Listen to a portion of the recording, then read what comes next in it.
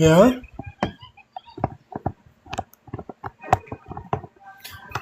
Okay, I am working on getting the last of this stuff set up real quick. Today we are going with the plan from last week. We decided that we were going to try and make a burger. So what I think I'm going to do to start off with is I'm going to start by making the buns itself. We have some ideas for making this into a shell, making this a shell for like a turtle or a snail. We had an idea for, instead of patties, we would do like different things on the inside. So the snail would be the inside. Here, I'll do a quick sketch of what we were kind of thinking about doing for some of these. So imagine if it was a snail, what we would have is, let me adjust this a little bit. If we were to do a snail, we were going to do a shell. Let's see, we'll do, just kind of doing a real quick sketch of what the snail might look like. And then we'll put the spiral into the snail, into the bun. Maybe add some seeds or something like that. So that would be our bun here. And the idea was to kind of make a series of plushes that are kind of weird hamburgers. And we didn't have a finalized plan, but there's the mutant idea. There's the shell for a snail. And then there was an idea that maybe a turtle. And with the turtle, I kind of drew it out, and that's what the turtle kind of looked like. Of course, I didn't do the fingers like this. But what it was is going to wind up being something along the lines of basically just a creature, like roadkill, basically on the inside. So what I'm going to do today is I'm going to design the bun. We're going to figure out exactly how I want this bun to look. I'm going to make a prototype of it. And then we're going to decide how much further we're going to take this project. This may be something that we start and wind up not enjoying as much. Maybe something we really enjoy doing. I am not so heartfelt dedicated to it that we have to stop ourselves from enjoying the whole process. One of the first things I'm going to do, though, I'm going to figure out the size. I don't know for sure if we have a bottom half of the bun. Sometimes there's like a thicker end at the bottom of a bun. So what we're going to do here is we're just going to start off with just a very simple size of the bottom. We're not going to even worry about making whether or not it's going to have a lip, a bun, a thickness. I don't know what the right word for it to use. So we're just going to kind of make this, and I don't even want it to be like an actual circle. It doesn't have to be a perfect circle at all. But this would be the whole process of creating a brand new plush, just about any kind of plush that you make. You always got to start off someplace. And a lot of times I find that starting off with a flat surface makes it a little bit easier. I'm not sure how rounded I want this to be. So I'm trying to make it, and I'm only using the piece of paper that I have remaining. And I know that the starting process is probably one of the weirder ones to it, because there's a whole lot of changing shapes that occur whenever you're making a plush. Since you're starting off with something flat and your material being flat, you have a whole lot of space to try and figure out what will or won't work. Making even something simple like a teddy bear has a whole lot of changes in shape as you build. And granted, nowadays it's not super hard to find a starting point for most things. I'm sure that if I did a simple Google search for hamburger plushes, I would run into a million different versions of a million different ideas that I could use to start with. But we are not doing that. We are just kind of going to create something completely different, completely new. Well, completely our own, even if it's not new. And the reason for that is because it kind of shows the whole step to make your own plushes. Now, one of the things is I do have a little bit more experience with making a few things, so I have a little bit of benefit of that. But here's what we're going to start off with. We're going to do a domed top of the burger. So you can see this here. We're only going to do it as a flat side. Worst case scenario in the future, I have to make another one, but that's going to be an easy change. If I were to change, adding a little bit of the bottom of the crust to the bun, all it's going to take is a few adjustments. So for here, we're going to start on trying to figure out how we want this rounded part. Now, a lot of times when I make a sphere, a dome, I have a series of pieces that are shaped like this. Now, for a dome, this is a bit more rounded than what I would normally do. I have the option of making a single piece that's just one edge like this, so that what happens is when the two of them are joined up, it bows up like this in the center.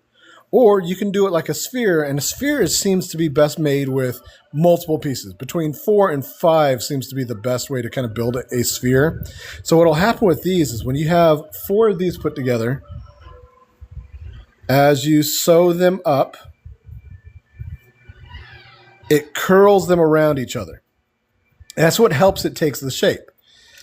Now for this is actually going to be the bulb of a Pokemon that I've made before, but we're not going to worry about that. This is just something I had here that I could show as an example. What I think I'm going to do instead is I'm going to make a pair of pieces that just bow out at the top, and we're going to see how that works out. We're going to start off by making this whole thing with just very simple, cheap black material. This is actually just a sheet that I had. So drinking matcha and vibing with you. I appreciate that, Schnoodles. Hopefully this will be at least a little bit of fun to kind of drink and just kind of vibe out with. I imagine some people are just kind of listening in the background, maybe while they're working on some other projects. And my hope is that at the very least that this kind of gives some people some range of ideas, that things that they can do. So if you feel like doing something else and sharing it with us, let us know. Otherwise, I hope your matcha is delicious. All right, so what I want to do is I want to make, and I'm going to show you as a drawn example, it's going to basically be a half circle. So either side to reference is fine. And then, here, in fact, let me go ahead and fold this in half to kind of make this a little bit easier. And see, I didn't do too bad making it an accidentally perfect, almost perfect circle. This was just hand drawn to kind of figure it out. So if anything, I remember hearing the story about that Chinese emperor challenging an artist on their skills. So I didn't come too far off from making a perfect circle. All right, so what we would do is we're going to start off with a rounded side. And on this side, we're going to bow it out. Okay. Now, I have learned in my experiences, and I'll show you roughly what we're doing because I've got a white pencil here. This is one of the few times that I actually use a white pencil instead of my pen. Sorry, I'm kind of shifting a little bit here. Got some of my sketchbook on the side. So let me go ahead and just kind of trace this just so I don't lose it. I usually use a pen when it comes to the minky material because this colored pencil and even soapstone, they just do not do what I want them to do. They don't show up on the material at all. All right, now, what I'm going to imagine here is we're going to imagine a bow that goes around the top. What we want to do is make that bow about the same height as we want the top of the bun. So the bun has that curved top of it. That's what we're thinking in the lines of this. So I'm going to go ahead and I think I want it to be kind of a high bun. We're going to do it kind of wide. Now this is just going to be one of the first steps of it. Now there's a lot of things that are going to happen here. First off, the likelihood of me drawing this properly is very slim. I have learned that basically when I kind of put these things together, there's a whole lot of area where it just doesn't do what I need it to do. And that's why we make the prototypes in this kind of material. I can make 20 or 30 different prototypes of a thing just to get the shape right. And here's something I know that's going to happen. First off, when this bows up, it's going to pull this corner in.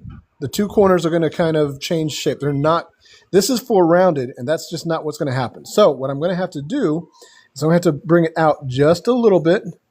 This probably isn't enough. But again, what we're doing is the early steps on it because I know that that's going to change the shape as it pulls up. I want this button to go pretty high. Another thing that I'm pretty sure is going to happen, and this isn't something I've done before, so what's going to wind up happening is the guesstimations are going to kind of change as I go. But I think I'm going to make this a little bit wider, a little bit higher, I mean. But I'm going to stop it about in the middle because I'm going to add a wedge. Now, what this would do without that wedge is it would try to bow up completely. Now, if I add that wedge, it'll make it so that instead of being completely rounded, like this, I can cut that wedge and tighten it up so it's a little bit flatter. So it looks more like a bun than it does a dome. I remember trying to make a whole bunch of mushroom caps, And every time I made a mushroom cap, I did something different. But every time that I made a rounded one, there was always this little thing that would happen. And by all accounts, this is going to be the same general shape that I make a mushroom cap in. Now, it is a bun. I'm going to show you again real quick what we're aiming for. We are aiming for we're going to be making a mutant bun hamburger, a snail hamburger, and probably one other that may be a turtle hamburger or something like that. We're making the buns so that they're going to be unique to each one. And the idea is that you can actually trade it out.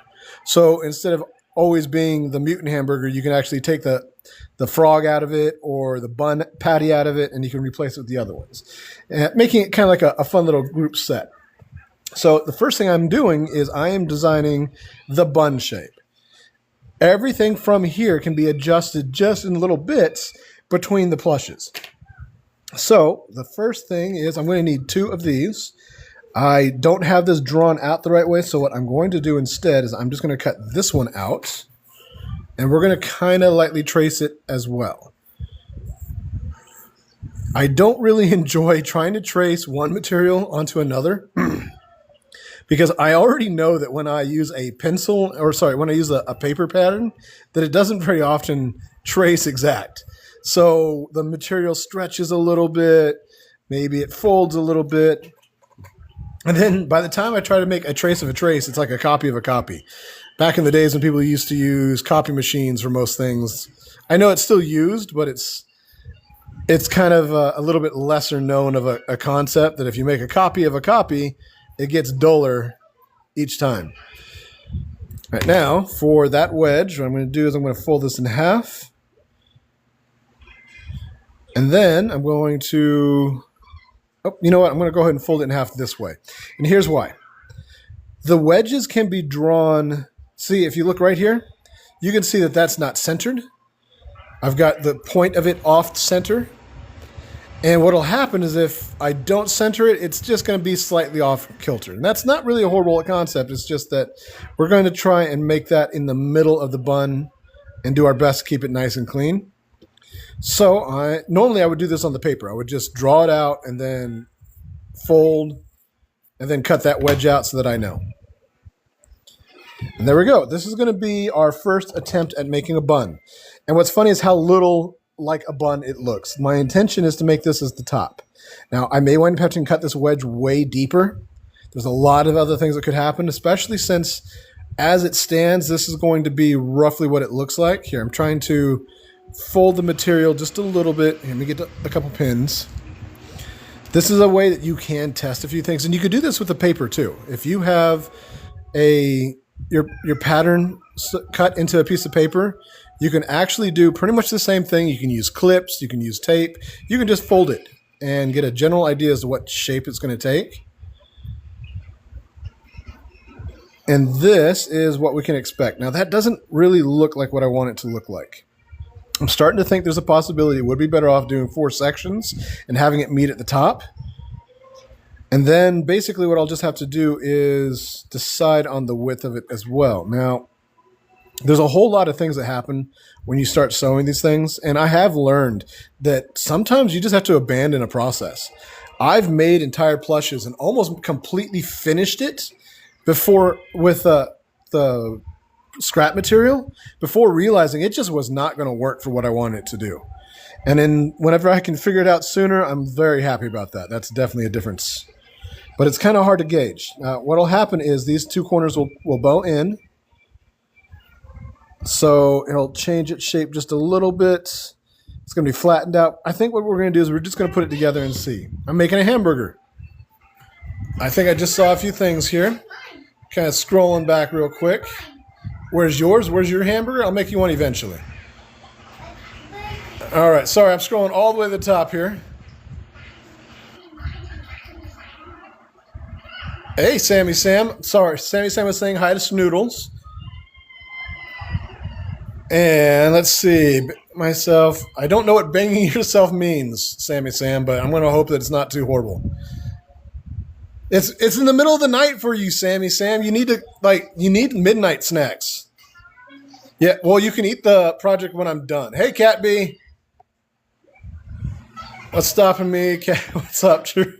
So I think that in the overall, we need to come up with a better plan for your midnight snacks There's a little drawn out plush. Drafting is so fun. Not as much content out there of drafts. It's really hard to gauge whether or not anybody would enjoy watching the draft section of it. Guys, does anyone know how to get rid of paper cuts? Yes, you put lemon juice on it. It's fantastic. Hey, Alicia, I know you're about to go to bed too, aren't you? Don't get them. I think, Sammy Sam, the best way to get rid of your paper cut is just put lemon juice and pickle juice on it. It'll be really fun that way. Let's see. All right, we are going to make another one of these. I don't think this is going to work. I'm going to wind up using this scrap again to make another part, another something. But we're going to trace it. We're going to find out. I am not a huge fan of not having this sketched out. So what I'm going to do is I'm going to go ahead and trace it. I don't know. I decided to do it on the material first, and I'm really not sure why. Just something that wound up happening. You know what? I need to draw my center line so I know what's going on. That's one of the best things about having grid paper for this kind of stuff. You can line everything up to make sure that everything you draw is nice and even. Move that over a little bit so I don't confuse my lines. All right, so normally I would have drawn this up on paper first. I really don't, like I said, I don't know exactly why I didn't.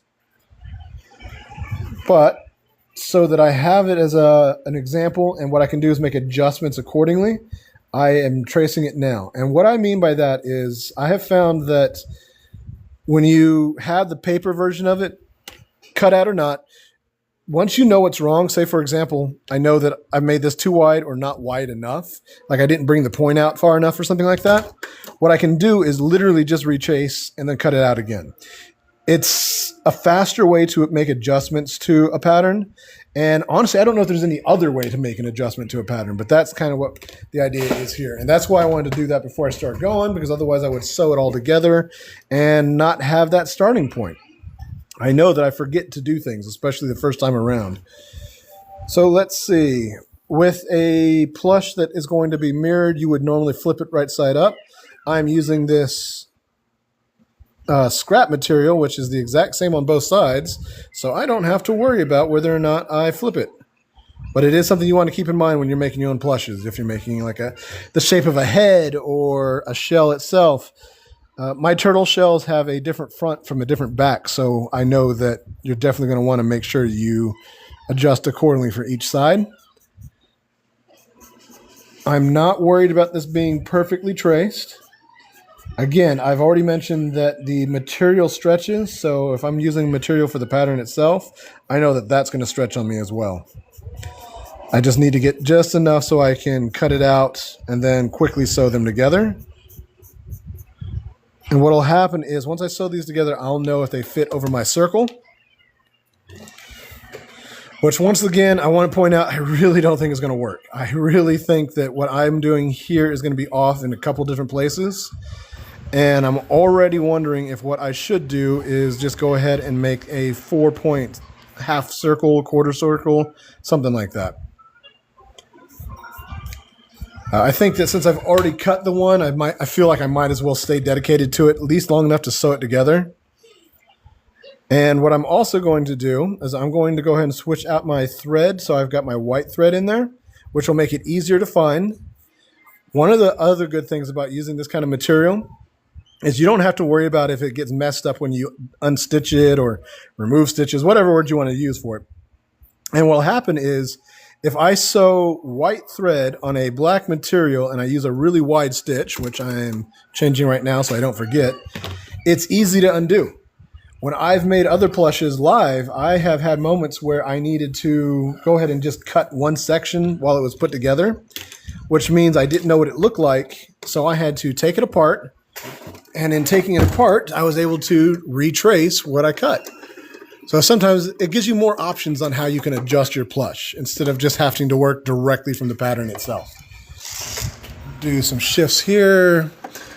Right now I'm just getting my white thread in place.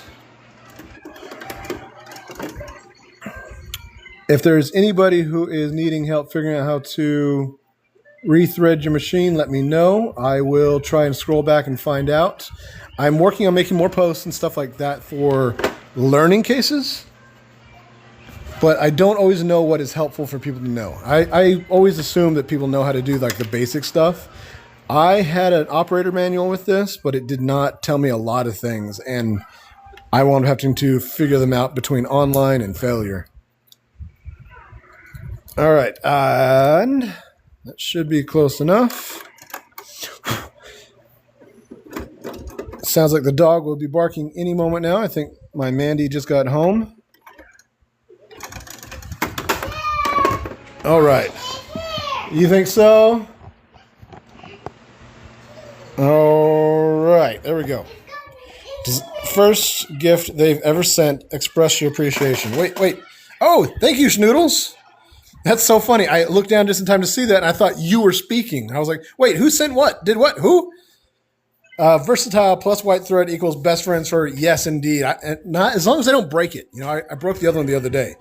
How I want to become my nail is infected. That's horrible. What did you do to your nail? Yeah. I love calling people dork knob or door hinge.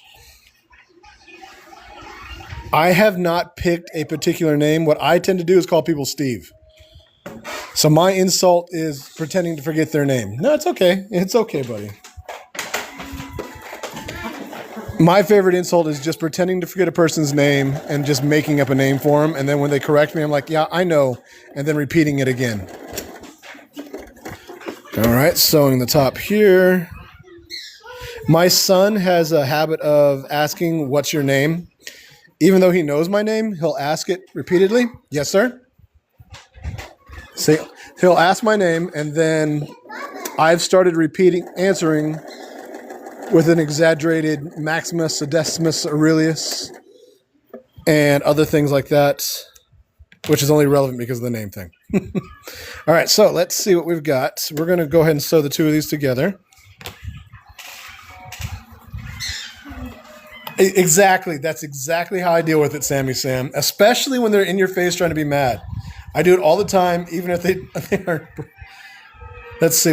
I used to do that. Still do it if they break. What are you talking about? I have an issue where I tear off my nails and Why does that seem like creepy pasta? A lot of people have that. People do what? They just want their nails off and they just take them off. Yeah, I mean that's what they were saying. Is a couple of people. That seems like it would hurt so much. I've had very few hangnails in my life, and I know that it's easy to kind of chew on something like that and yank it off. I'm like creeped out by it right now. And this should be an easy enough process. Sorry, I'm kind of just sewing real quick here. All right, so once again, I try not to backstitch when I'm doing these prototypes, but it's habit, so I kind of do it anyways. So as you can see, you can really see the stitches. You can really see the thread. So if I have to take this off, I can cut just a little bit of that, pull the whole thing out. Real easy process. It doesn't hurt, but it depends on how much goes away. You know, that one actually you genuinely can soak in lemon juice, and it will probably help it a lot. It might sting a bit, but it'll probably help quite a bit. All right, so if you look here, I'm going to show you when I back up just a little bit.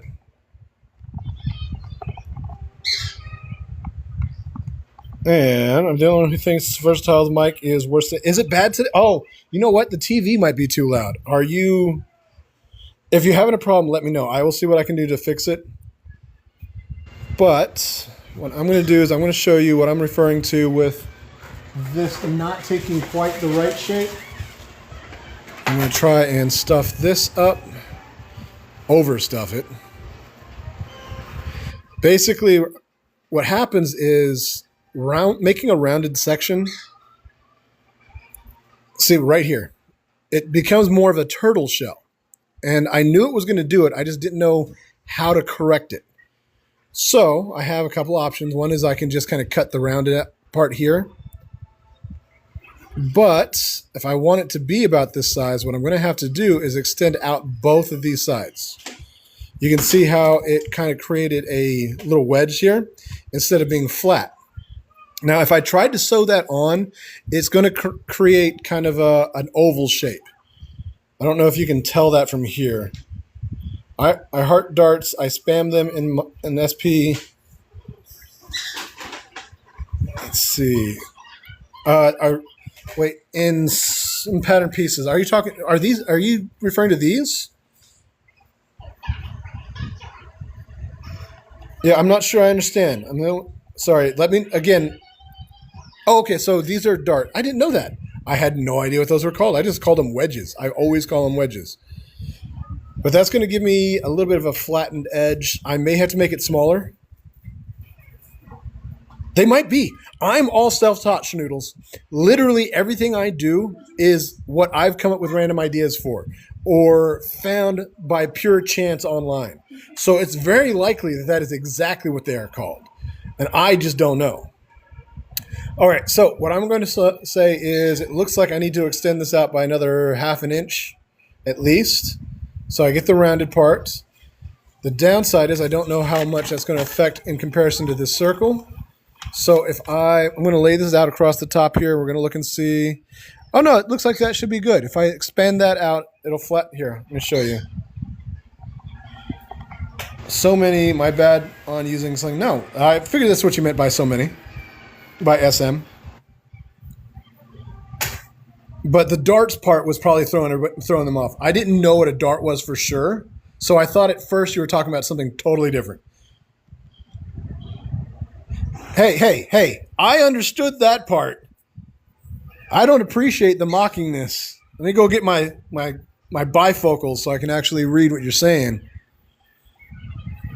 And right here you can see, I think you can see. Let's go ahead and bring that down just a little bit. This is what I was trying to extend out. That part that I made a little bit wider and a point was right here. And you can see that it needs to go way out. So in order to get it to be about the size that we want, it's going to take a lot more. And I think what I'm going to have to actually do is make the wedges, the darts, longer. So they're probably going to have to come to about here. So that's a couple changes. It is what it's called, Lauren? Awesome. So that's kind of funny. I've had a lot of different things pop up that I didn't know about. So, for example, I've used stitches to pin pieces together, and I didn't know that was called basting at first. One of my other events, when I made a snake, I added an eye to it, and that's what they told me it was called. This would be great if I was trying to make a turtle shell, because then I could just kind of cut that loop right here to make the neck hole. But I think, let me give a quick measurement here. I've got my ruler. So basically we're looking at, oh wow, about 1.5 inches extra to get it to round out the way I need it to. That's a huge difference. Start sewing now. All right, so is it going to be a race? That's what we could do. We could all start sewing hamburgers right now, and then in the end we'll all compare our hamburgers. And this looks like lips right now, which is kind of comical to me. But now I know that I need to bring this dart. Oops. I'm going to have to get some more lead. All right, so I'm going to need this dart to come out more. I don't know if I need it to be wider. I think we're going to make it just a little bit wider. So that's going to line that up. I also know that we need about 1.5 inches. Looks like I've only got about 1 inch in each direction. So what I'm going to try and do is just spread that out just as far as I can. Let's go ahead and make this to about here. And then bring this the same. This is part of what happens whenever as far as I can tell, this is mostly going to be what happens trying to make these domes. There's a chance I'm going to have to bring this all the way past this halfway mark. And in fact, I think I'm going to go ahead and do that, which would make sense since this part right here would basically be the outer wall, the lowest part of the arch when it comes up over here. So basically, I just want that little bit and then to flatten it out as well. And I'm not sure how big it needs to be, but I could always add more later. So we'll cut that out. What I'm going to do is I'm going to fold this in half. And I'm going to do my best to use these lines to get it mirrored on both sides. And then we'll find out how much more I need to actually cut off. What I may wind up doing is, instead of trying to tape together multiple pieces of this pattern or paper to the pattern, what I will probably do is, instead, I will make my circle smaller and we'll just make the burger a little bit smaller. Let's see, I'm kind of scrolling here. I refuse to follow rules till I find out what they're for, especially in crafts. You know what? In all art, it's literally the pirate code. There are no rules because they're all just guidelines. You can use a blender for sewing pattern drafting, but there isn't a lot of information on it out there. I don't know what that is. I don't know. I've never used any kind of system for making a pattern. Yes, I'm sure I could find patterns for a lot of things. I have seen people do stuff with 3D printing and then build a pattern around that. But I also, again, same as Cat Bee. Like, everything I'm doing, I kind of have to do on my own because I just don't know enough about those things.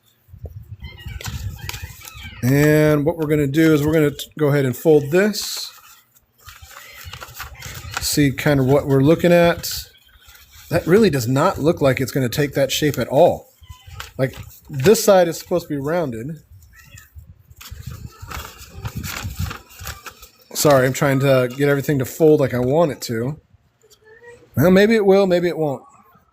I hate having to do it this way sometimes because it feels like I'm doing so much extra or using so much material. And I think this is actually going to bow down too much.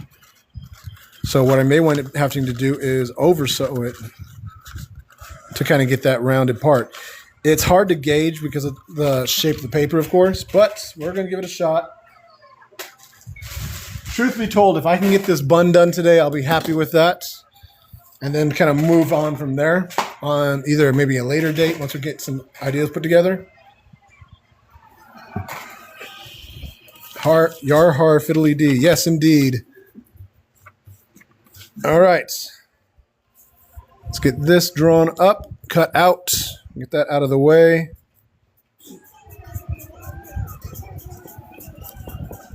I'm not even sure how much you can actually see. So whenever we make this new stuff, or whenever I make new stuff, this is honestly one of the longest processes. Trying to figure out how I want each little shape to wind up being. I've made bunnies and mice, and this is how I've kind of done it every time. And I'm also realizing I'm running out of black material, so I'm going to have to tear apart a new bread sheet. I'm sure I've got at least a couple out there that don't work anymore. Let's see, do another one. Come on, just get out of the way. You don't even need to, it's not even important, just move. There we go. Still trying to use it as efficiently as I can. And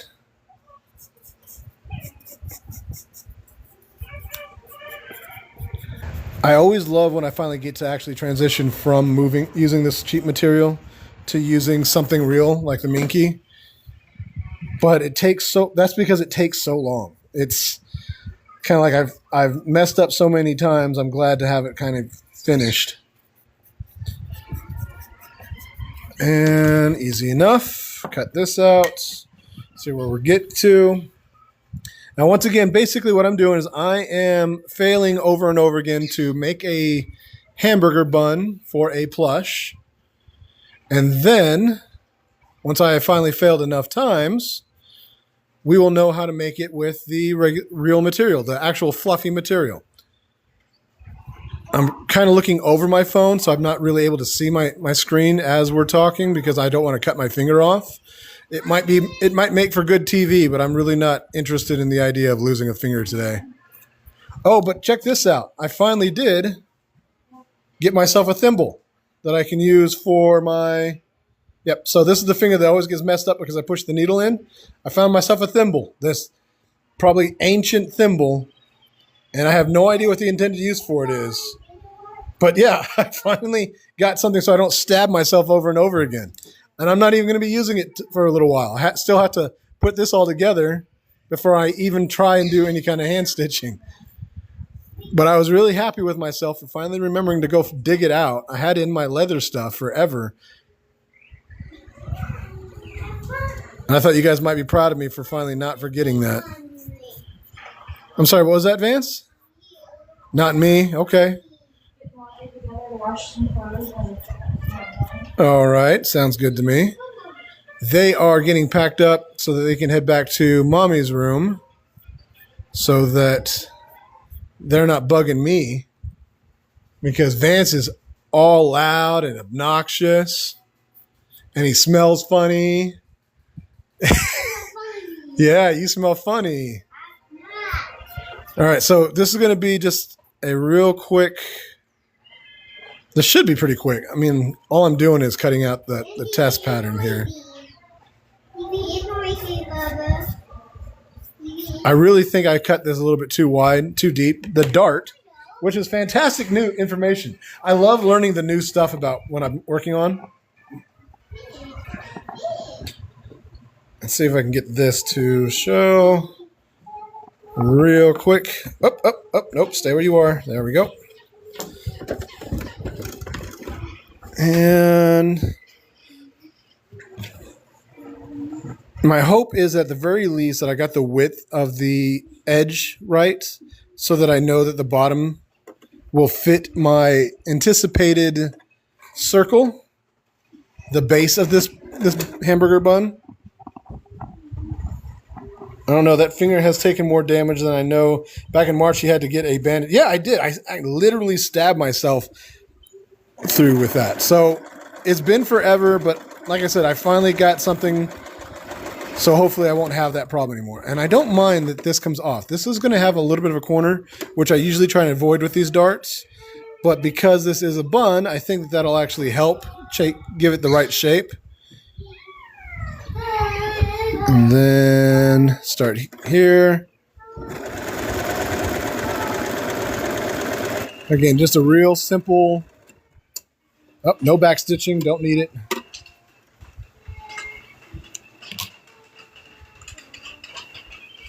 It definitely has a good enough shape to it, but I don't know if it's going to be in the end once I put everything together. I'm not even going to pin this in place. I'm just going to run with it.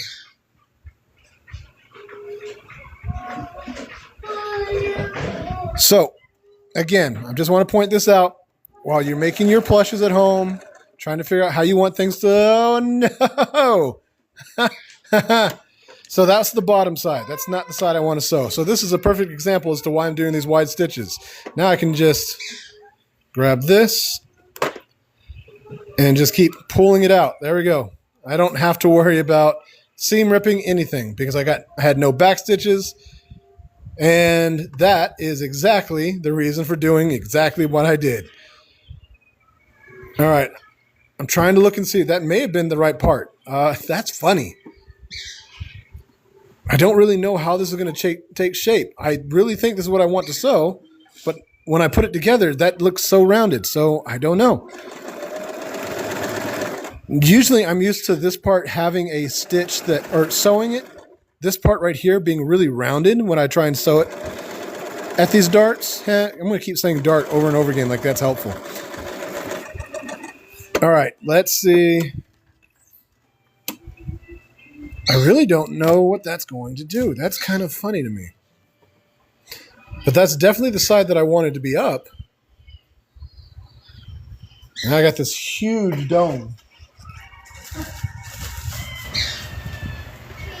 And we're going to put some fluff in there to see what happens.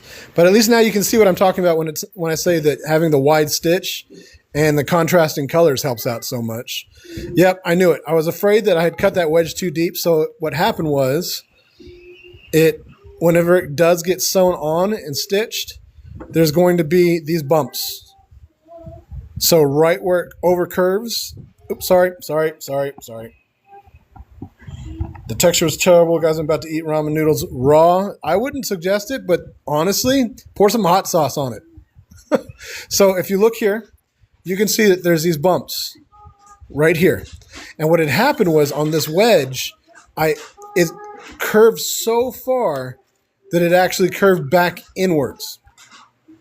So what I have to do is I have to make this wedge, this part of the wedge, in just a little bit more. And I don't think I have a problem with how far down it goes, but I'm probably going to reduce that anyways. And I'm probably going to stop it right about here. So I need to make less curve to the top and not as deep. And here's why. Because with it being so deep, what wound up happening is it kind of spread out the bottom of it quite a bit, so it's not rounded in the same way. And in fact, it looks like it kind of made an oval in the other direction. So the other oval was kind of weird too. But what I should be able to do is shorten that a little bit more. Man, I hate having to do this. Something so simple, and I just have no way of saying how wide it should be. So I just kind of have to keep making it over and over again, which seems ridiculous. Hello, can I ask you about shipping? Most definitely. So I am in the United States. So Stamp Talks. Thank you, Stamp Talks. So shipping in the United States is right around $8. I am central United States in Oklahoma. So what happens is it's the same amount in either direction, east or west coast. For international shipping, the average cost is $25. Now the thing is, though, that there are some countries. I think I sent one to Norway, and I had to pay an additional charge for basically like tariff taxes, which seems so stupid, but also not my choice. And then there is some countries like Germany where they might charge an extra tax, but if it's sent as a gift, then it does not have an additional charge to it. The downside is I don't know for everything. I kind of guesstimate based on the experience. I have not checked Bosnia and Herzegovina. I can, but I'm not sure what to expect. The best that I could expect would be $25 shipping. That's just from my experience.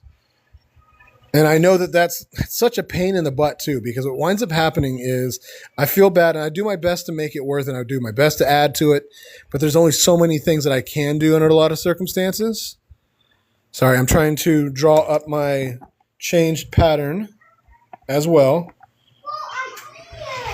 Yeah, and I can definitely send to Germany. I have sent several pieces to Germany, and that is $25 US.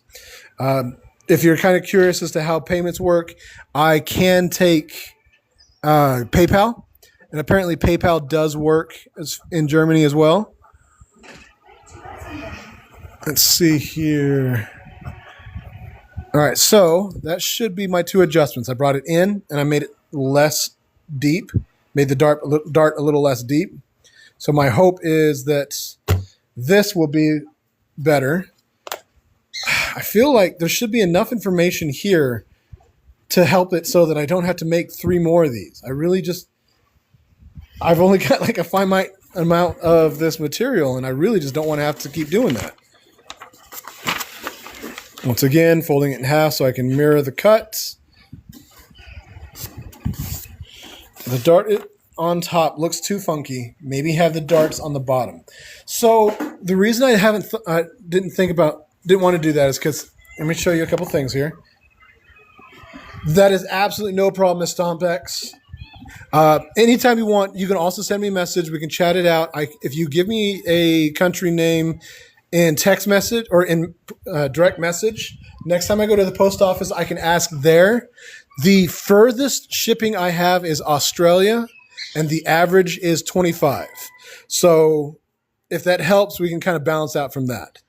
All right, so what was I working on? Oh, the putting the darts in the bottom. Now, it is definitely something I can do. If the circle winds up being too wide, I can add small darts all around the edge of it to kind of bring it in and narrow it down.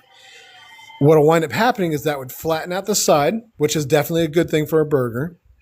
But for the top, I want it to be kind of meat in the middle, which is why I've decided to do this, so that the top has that slightly flattened section before it starts curving down on the different sides.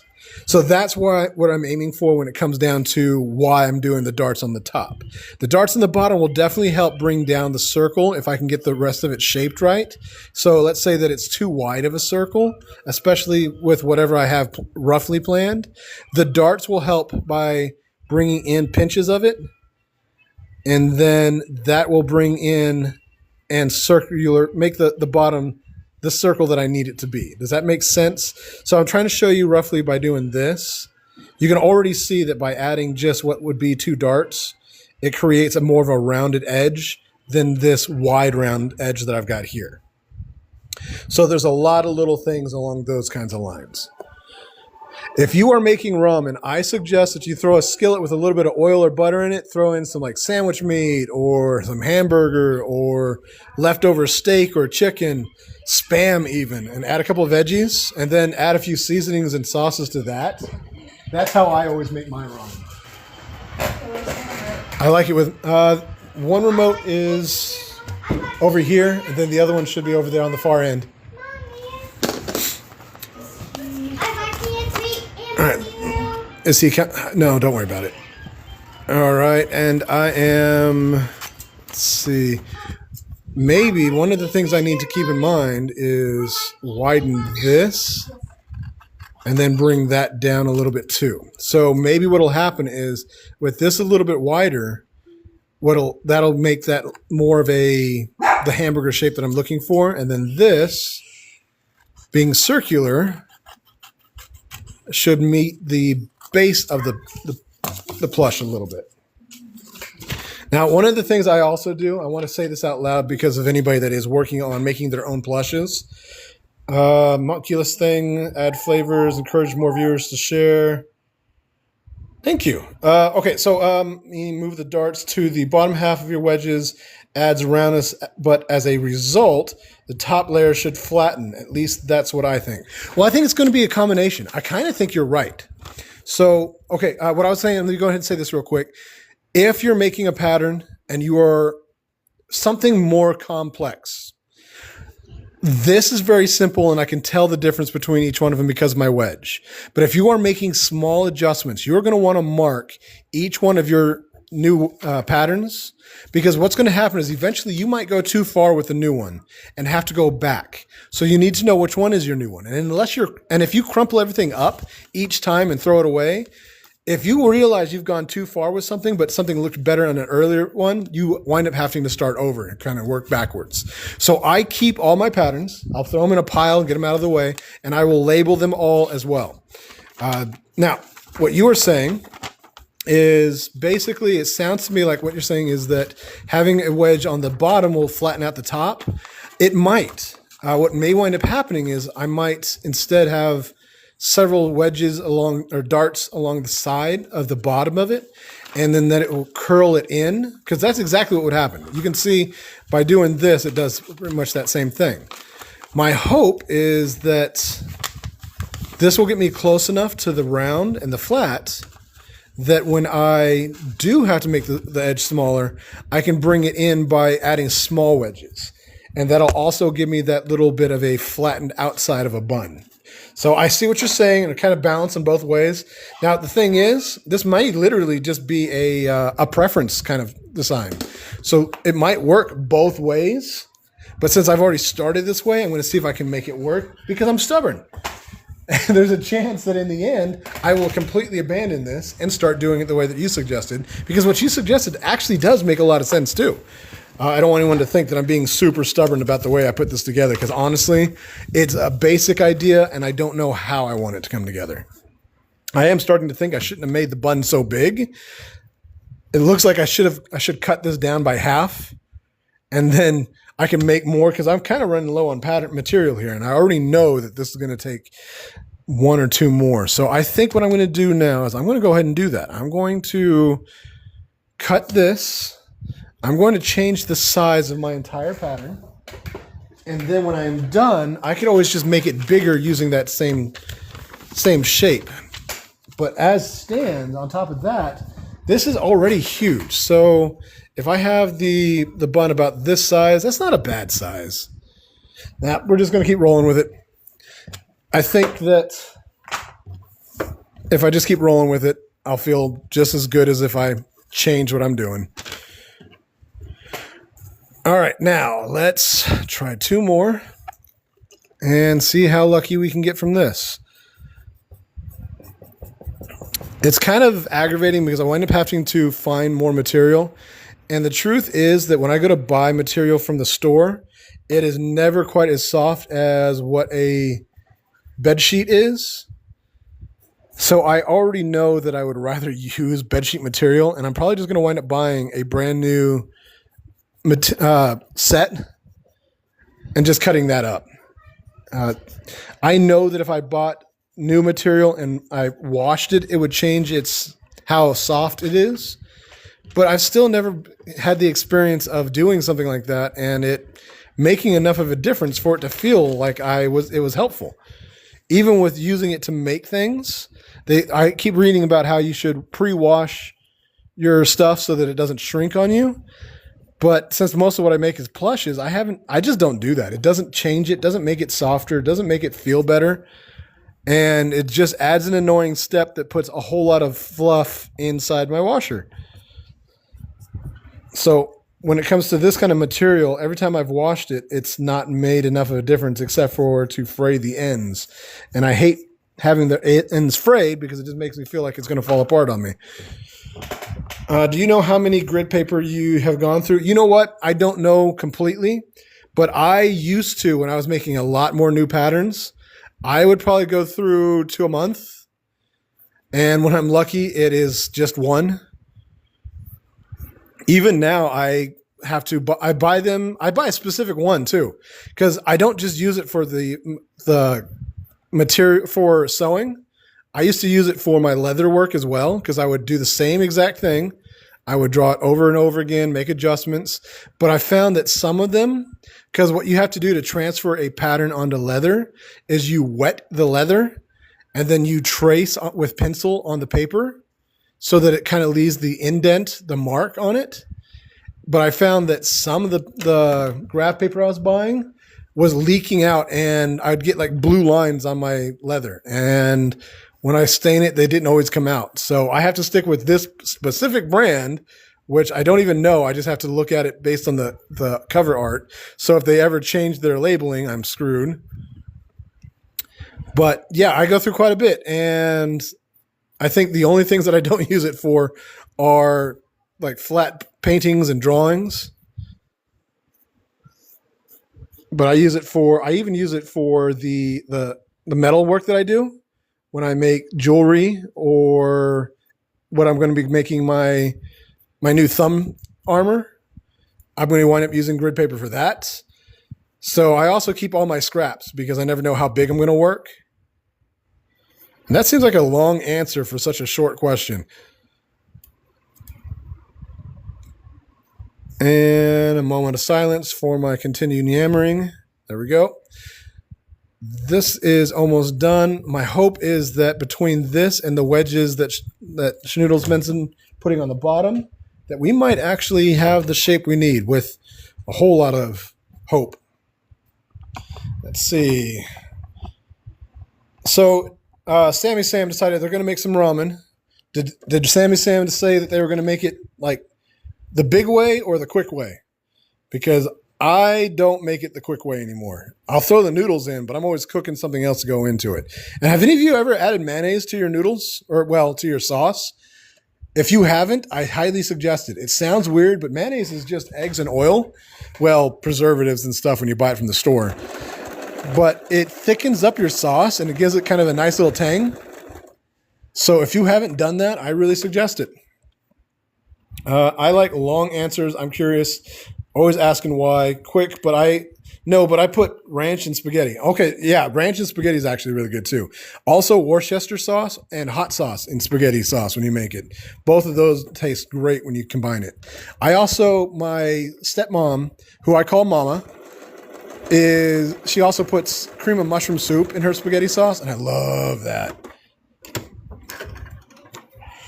Soft-boiled, yes. But how do you do your soft-boiled egg? I will tell you how I try to do mine. My understanding is it needs 6 minutes and then cooled off real quickly. So what I do is I actually put it in when I am boiling or heating up the water for my noodles. And I let it cook for about 2 minutes, 2 to 3 minutes, because it's already heated up with the water. And then I'll throw it in the ice bath after. I haven't got an exact time for it. I haven't mastered it yet, but that's how I kind of get everything done at one time. All right, looks like I've still got an overbump here. So what I'm going to do is I'm going to save myself that hassle. Shift this just a little bit. And then bring that back down. I can always trim it afterwards so that I can get the pattern to what I actually want. But if you look here, you can see, I think you can see, let me back up just a little bit. You can see that what happened is right here, there's a little bit of a bump that goes up because of the arch that I put into it. So basically what I will do is I will cut a little bit of this off so that because you can actually see exactly what it did. And if I were to put the paper together, you could probably see it really well. No, you can't see it really well, but you can see it. You can see where this is just a little bit too high right here. So what I'll do is I'll just cut that a little bit, and we'll see if the rest of this does anything near what we want. What I just kind of adjusted by sewing without that bump on there, because what's going to happen is it's going to take the shape of your stitch. So that's one of the things to keep in mind is that the material is always going to do its best to take its shape. Oop, sorry. So when you just kind of change the stitches, it does help it out a little bit. And what will happen is I'll probably have to change this stitch. So what I'll have to do is flatten this just a little bit because that's still at the top. So I'll flatten this stitch a little bit to right about here, which means the bottom side will need to go up a little, out a little bit more, and then flatten. And I can't show you without putting it on a piece of paper, but that might help with what we're aiming for as well. Okay, let me get my big wad of fluff here. Sadly, I'm allergic to mushrooms, and I like poached eggs. So that's a funny thing too. I recently learned a few tricks on how to poach eggs, but I kind of forgot a bunch of them. Probably doesn't matter as much for drafting, but thoughts on clipping notches into seams for curves. So when you say clipping a notch for a curve, do you mean like notating it with a notch?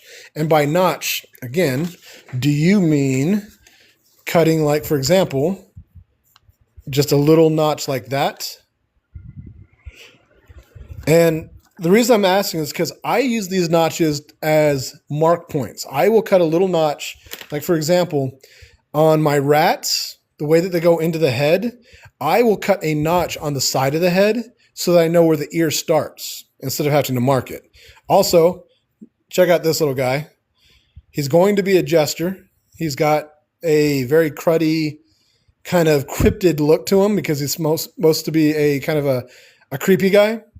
So I'm going to finish off the hat for him later, but this is part of a blind box. So hopefully that person's not in here watching because I don't want them to see it.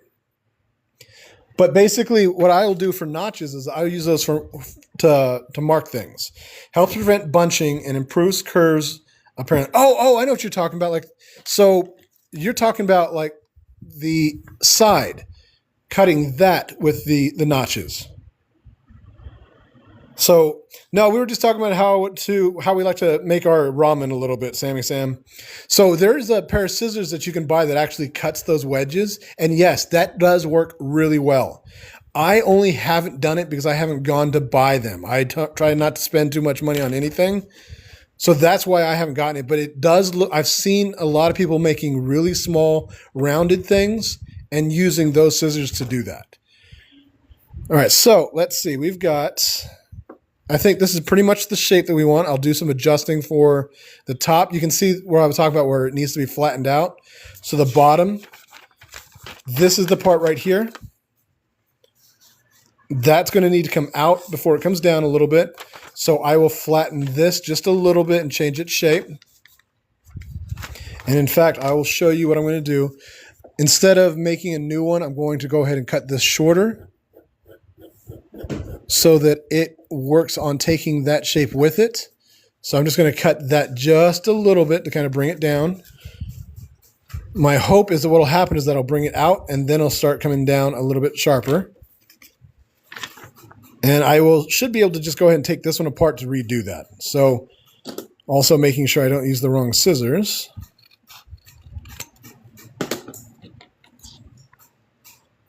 Or did I get the wrong part of that? I think I did. I think basically I just got myself all confused and turned around. So I cut the bottom. It's not... Sorry, I'm trying to kind of build it in my head at the same time. I know I've physically got it in my hands, but there's a few things that are happening here that I'm just getting confused about. And I think what it was is I didn't need to cut the part that I did, which is funny. It should be fine. Your taste buds have lowered defense right now. Yeah, so so you're probably going to be dealing with a whole lot of spice from there, Sammy Sam. All right, so let's see. We've got... Looks like one side is long enough. I think instead of cutting it, making these sides longer. Man, it's so ridiculous. I feel so silly taking so long to figure out something so simple. I made an entire completely different creature plush faster than this. It only took me like 2 tries to kind of get that adjusted. All right, so let's see. We got here and here. This one needs to be rounded a little bit more. These 2 parts need to be adjusted just to kind of so they round out. It's getting really close to what we wanted, so we've got the flat, but that needs to come up. In order for that to come up, I have to make this a little bit higher. So this has got to go out farther. Man, I am despising this whole process right now. So let's see. I've also got both of these are doing what I kind of need them to do as far as rounding goes. I can do the darts on the edge to bring that rounded part. But I think what I can also do is I'm going to go ahead and sew this onto a rounded circle, a rounded base. But let's see what size base we need. So I'm probably going to have to cut this down just a little bit. Let's do a couple wedges. So we've got one on each side.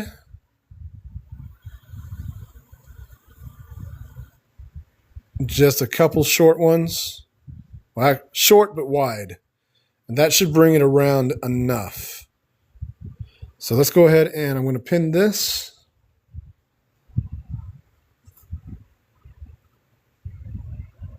And again, this is basically representing where I'm going to put the darts, the little wedges I usually refer to them as. And the intention is to make the base of this a little bit more rounded.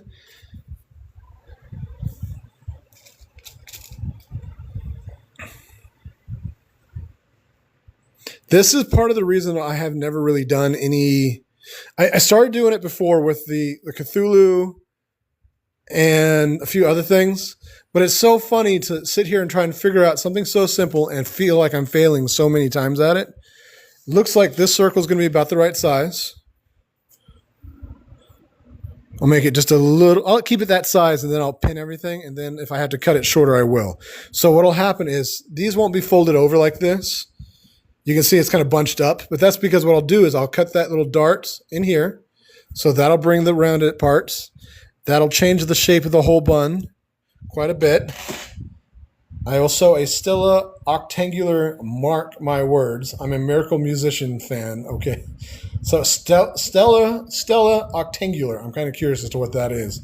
Trial and error has processed. This is outrageous. Yes, it feels like why is this failing so much? It's such a simple idea. And not only that, but this is just to get the basic bun shape. I'm still have to figure out how to add eyes and add the warts, and the teeth will be easy enough, but I have so many different steps. I just have to get that first bun put together. All right, so let's see. I think that let's go ahead and see if I can use this to gauge what I need. If I put this right about here, well, let's just cut some wedges. I can't quite tell without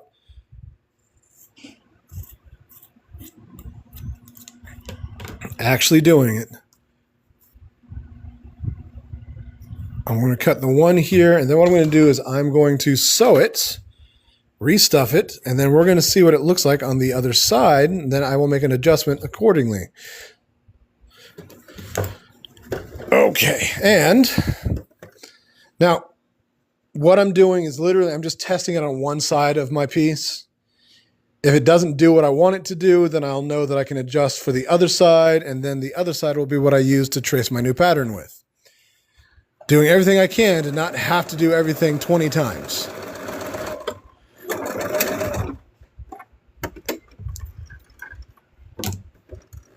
When I did the mushroom slug, I was able to just kind of make the body shape. What's funny is how much easier it is for me to figure out a more complex body shape.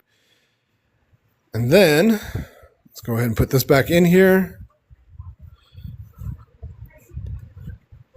See how this kind of fluffs out a little bit. And you can see that it already created this weird kind of bunch right here. And I was afraid that something like that would happen, but I'm trying to see if I can maybe come up with a solution for it. Because what it's going to do is this is going to stay flat. So it's going to create these corners just like that instead of being rounded out. And I think basically I just need to make this way shorter. So let's try that here. I've got that probably, let's see. 1, 2, 2.5 inches. Let's just make this a super small wedge. Let me find the right side here. There we go. It's on the same side as this. Well, if I have to make more, I can make more.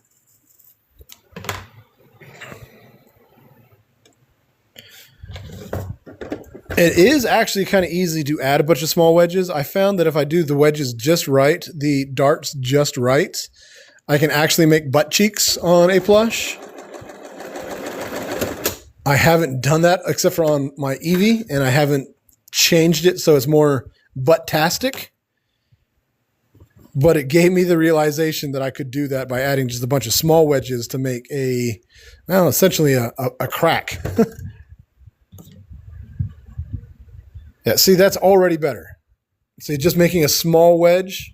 And you can see that another thing that it did was it kind of brought this all the way in. So now the shape, let me go ahead and try and overstuff this. The shape is kind of bowing in. So I'll have to kind of adjust accordingly for that.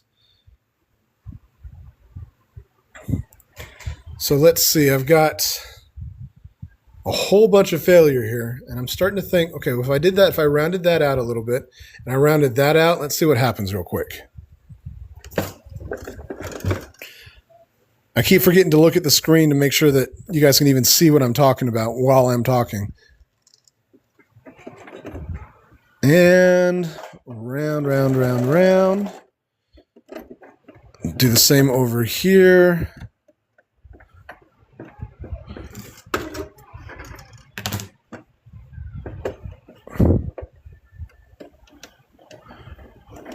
If it turns out that all I have to do is round it out a little bit more, what's funny is how close I'm getting to basically just making 4 pieces. If you look, I'm sewing all the way across. There is just a gap right here. So what I'm suddenly realizing is that if I just instead made 4 pieces, all the same shape, I could probably make 4 pieces all with that same outer edge on all sides, and it'll wind up making the exact shape that I wanted, which is one of the things I had mentioned as a possibility when I first started.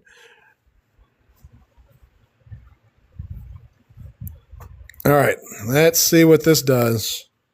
First it's the crotchy plushies, now it's the butt cheek. Oh yeah, I'm just that kind of guy actually.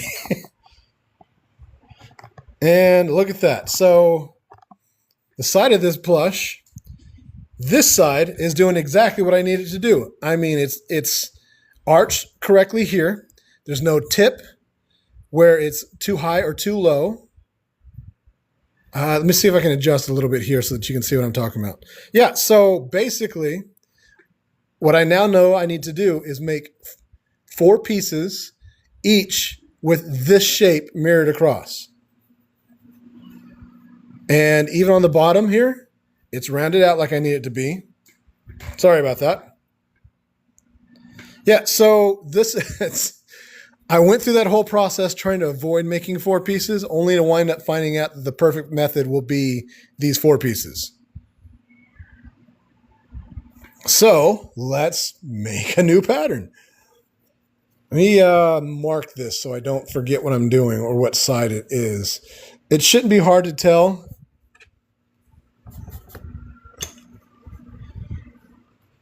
And let me double check. Yeah, that's where it was. And then, that's so aggravating. It's so silly. Let me cut off my excess just to make it easier on myself. So I need this side.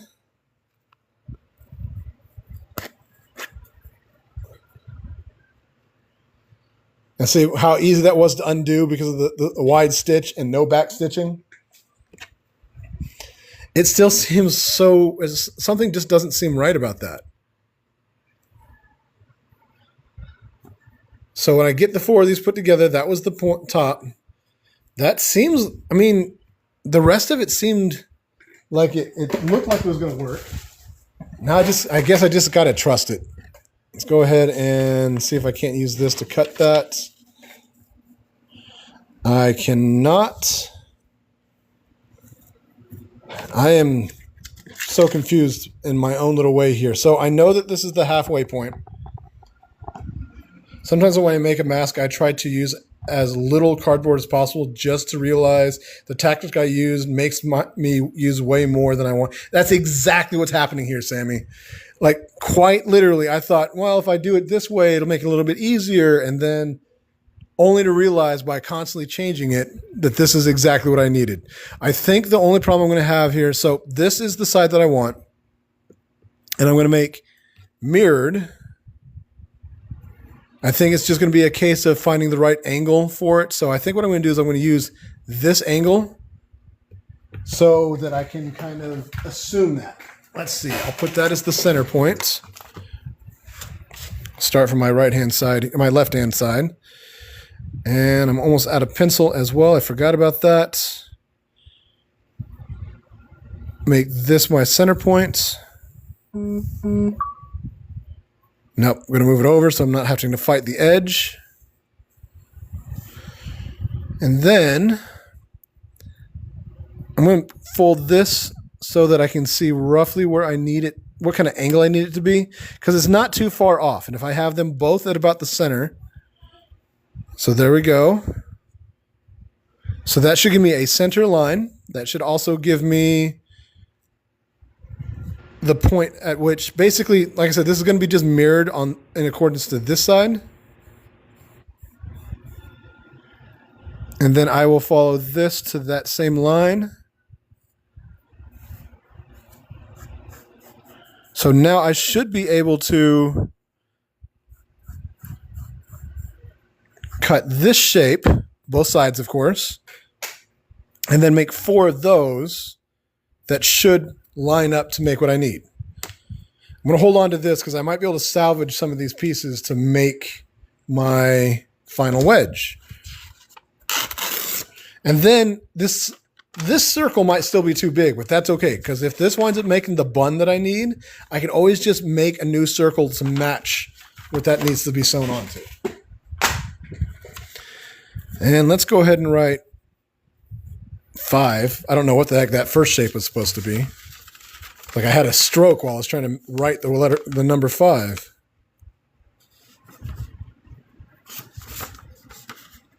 And once again, in case anybody isn't wondering that are just starting, different scissors.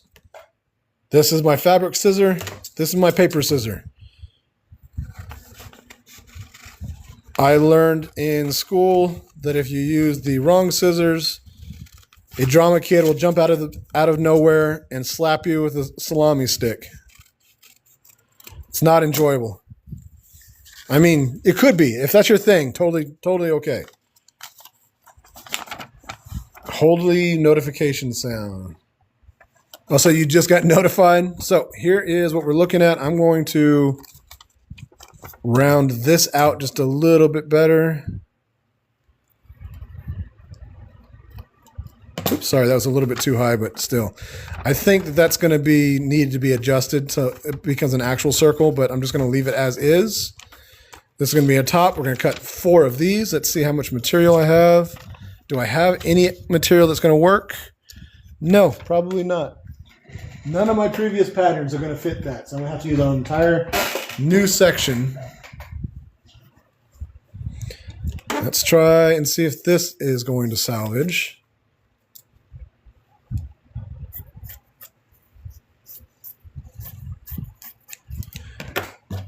Nope, none of these are going to salvage. So basically, I just have these pieces for costumes, for jester hats and mice.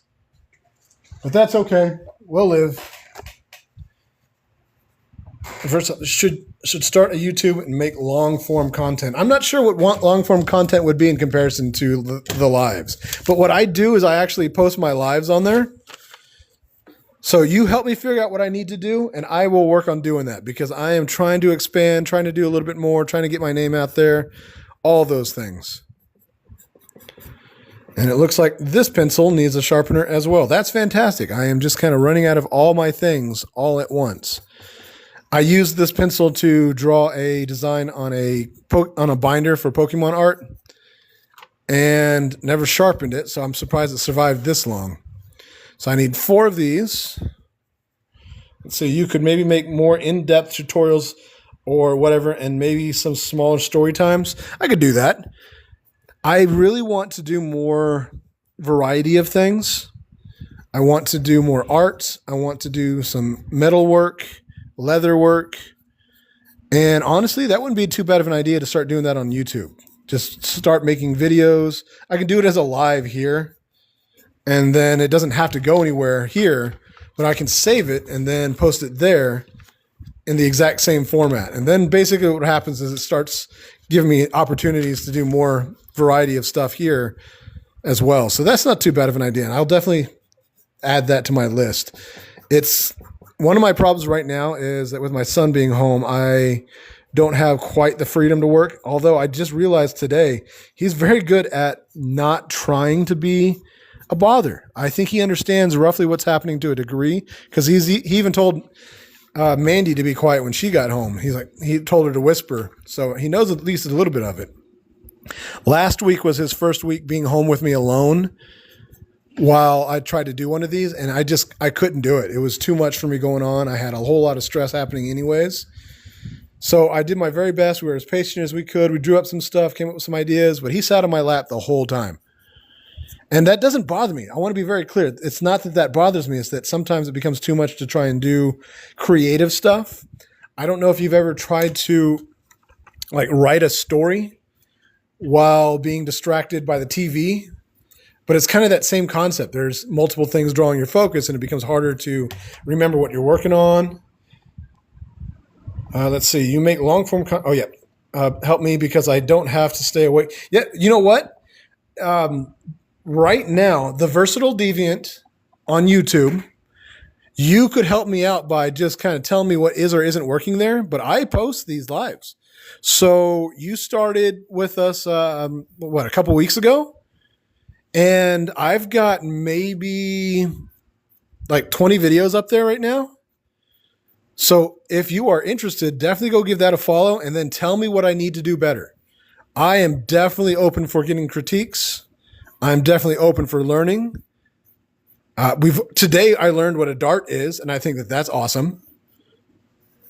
But if it helps, maybe it'll give you something you can listen to on a couple days when you can't sleep. And if not, then you could tell me, hey, your stuff is boring. I couldn't listen to it. I do try to talk the whole time, which is also funny. I recently learned that kids nowadays are not having internal monologues. They're actually saying every thought out loud.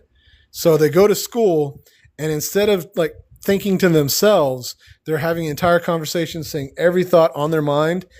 And the realization was that it was the streamer mentality. If you watch someone streaming, and if you're a kid and you're watching someone streaming, you don't develop that internal monologue because the people you are watching are constantly talking, saying every thought on their mind as they go.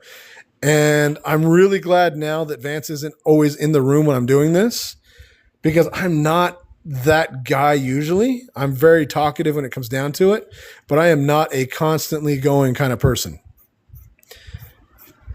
He is pretty close, but of course he's just 5, so it's a lot of watch me, hey, come here, the normal kid stuff. But I have to make sure that he doesn't continue to do the same thing that I have to do for streaming. And let's see how this turned out. We got all 4 pieces cut. I got a pile of scraps on the floor. Let's see. I'm scrolling through here real quick. He is learning, indeed. I once ran an all-right YouTube channel, so LOL. Hey, if you're up for helping me, I'm very interested in getting helps. Live streams are great. They may not do well on YouTube as you record in vertical format, but that is true too. I hadn't thought about that as being an issue. Cross-posting TikToks on YouTube Shorts is a good starting point if you need something consistent to post. I can do that too, like make small clips, save my clips from TikTok. And the big work on content, that's more YouTube friendly. So I basically have to kind of adjust and maybe like turn the camera when I record, is what you're kind of saying for YouTube as well. If you make crotchy jokes, YouTube will strike you down with lightning rod. Yeah, so that's one of the downsides. I don't tend to purposefully say these things, but I do wind up saying things accidentally. So I have to kind of keep that in mind. I just realized that since I don't have a mark for the bottom, I have to hope that I can tell which one is the bottom so that I can line my bottoms up. Everybody knows it's best to line your bottoms up. Oops, come on. Just a small scrap. There we go.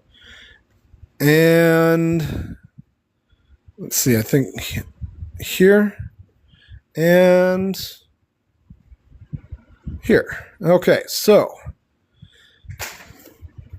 I wish I could just sew it just straight across the top like that. I do YouTube, so I know a thing or two. That made me think of a song, Bottoms Up. Everyone knows it's best to like your bottoms up. Gave me an Omega verse vibes. I don't know why. Omega verse? That's another one that's new to me. Let's see. Just going to split these into 2. Get this scrap paper out of the way. Slide over. Don't look it up, okay?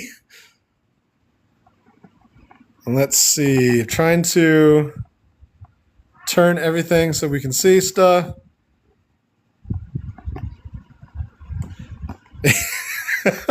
So basically, I'm just going to look it up later, and then I'm going to have something to say about it, I'm sure. All right. And let's see how this lines up. And with any kind of luck, this is going to be our bun. I lined up the bottoms for our buns.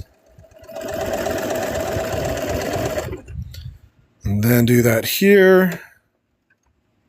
I will definitely have to mark that because these shapes are so similar that I could easily see myself dropping them in a pile and mixing up the sides from the bottoms. Once again, of my bun. Then, see, like right here, it's really hard to tell. And the good news is I've got matching sides. So there we go. Let's go ahead and put this to this.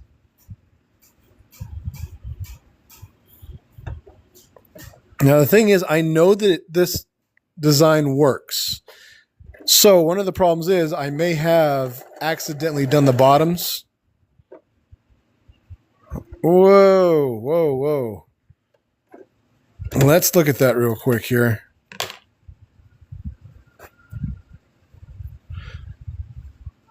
So it looks like this is my top. So this would be my bottom. And I say that because, let me back this up just a little bit. Yeah, that's definitely how that's supposed to sit. I think sitting like this, that's definitely the bottom. You can see that's way wider. But that's exactly what I was referring to by how I can mix them up. There's such a subtle difference that now I'm kind of worried if I sew the bottoms first on the sides, but we're just going to roll with that. Yeah, I'm definitely going to have to make sure I mark my pattern a little bit better than that. My thread just came out. Hopefully I can just feed that back through.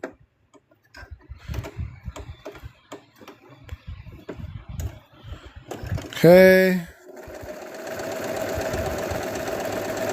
I really think that side seems like it's a lot flatter.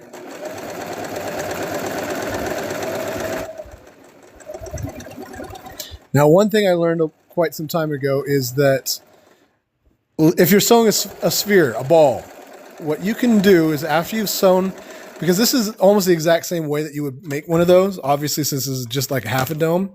When you are done, you might find that one side doesn't have the roundedness to it. You could literally just kind of sew through here and then round it out with the stitches again. Hopefully, in this case, we've got just enough of the shape that we want to determine if this is going to work. Come on, I'm trying. I don't know if it's an ADHD type habit thing, just a pet peeve. But I get rid of the string, even though I don't really need to get rid of that string. Okay, fix this. All right. There we go. I think that there's a few adjustments that I can make while sewing. See, this side is nice and rounded. This side, I may have truly used the wrong side. But what's funny is I've got this side is exactly rounded like I need.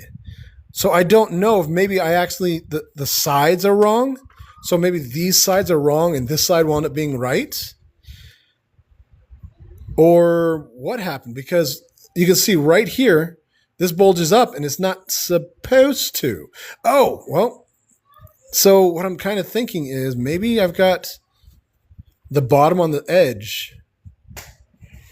So let's go ahead and do some looking here. I may have accidentally sewn it so that one of the side, this is like the bottom. Yep, I think that's what I did. So basically, this is the bottom. Let me go ahead and fix this.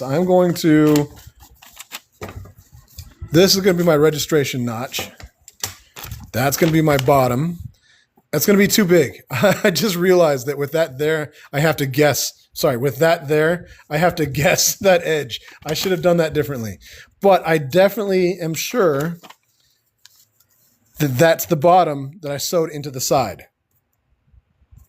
So what I can do, because I have gone through the whole process of making this with the wide stitches, let me go ahead and get my fluff out of the way. Sorry, I'm trying to find my seam ripper. Here it is. So this is the side, and I think that this is the side as the bottom as well. Yep, there we go. So let me go ahead and just tear this whole thing apart. I don't even have to worry, just have to get enough for me to get a grip on it.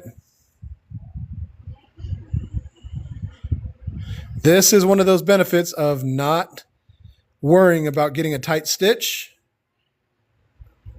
and setting yourself up with the odd colored thread and not doing back stitches.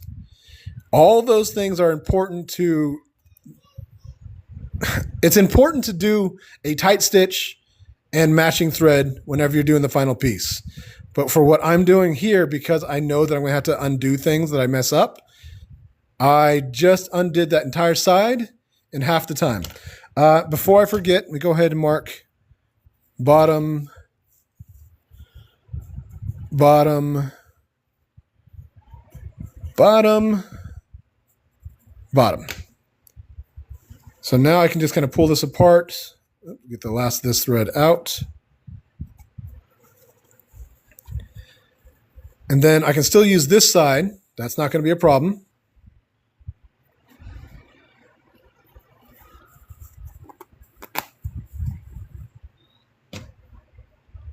Sorry, I'm kind of like in and out on what I'm saying here. So basically what I'm doing is I'm just kind of ripping this seam so that I can reuse this entire piece to make sure that it takes the shape that I truly want to do when I don't mess up. I accidentally sewed the bottom part on the side, and this is just a real quick and easy way to fix that without having to cut everything all over again. But this is also a perfect example of how useful it is to do all those other things that I said you shouldn't be doing on a final piece. So now I've got all that cut,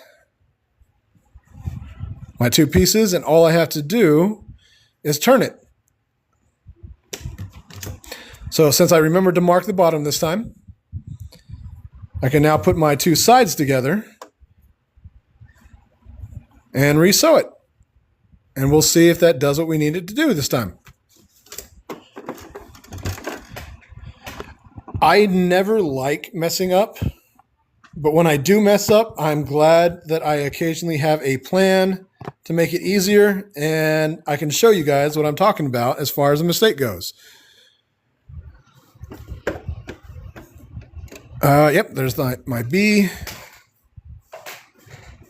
Just run another straight stitch straight across. It looks like it's going to try and do that bump thing.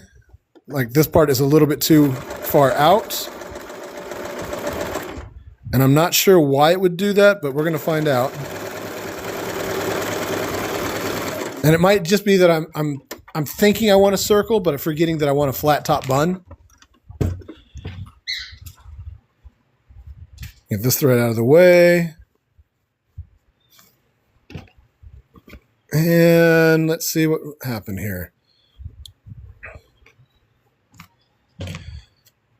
So weird that it seems like whatever shape on the outside, like the outer circle. See, I had more of a dome shape before, or had more of a bun shape. Now it's domed out. So instead of it being dome or bun shaped, where it's got a flat end, I've got the right parts on the outside, and it seems to it's become more of a dome. So it's completely rounded. Now, let's see, what's the first thought I had to fix that? Let's just go ahead, we'll keep that round. And what I'll see, it actually did, those parts took the shape they wanted them to. So right here, so it looks like closer to the bottom, I need to go straight down a little bit more. So basically, this corner right here will have to be moved in. So let's just do that. I'm going to draw a couple circles on, or a couple lines on this. I want it to be, say, right about here. Let's say, bring that in more. My son he knows how to potty, but he likes to have somebody with him. So he ran all the way from the bathroom to the patio so he can get his mommy so that he can go potty. It might be your seam allowance bunching. It could be. Now, right now I don't have a whole lot of bunch, so there is a chance that that's exactly what's happening. But I'm hoping that what happens is that basically the wedge that I've got, let me try and back up just a little bit.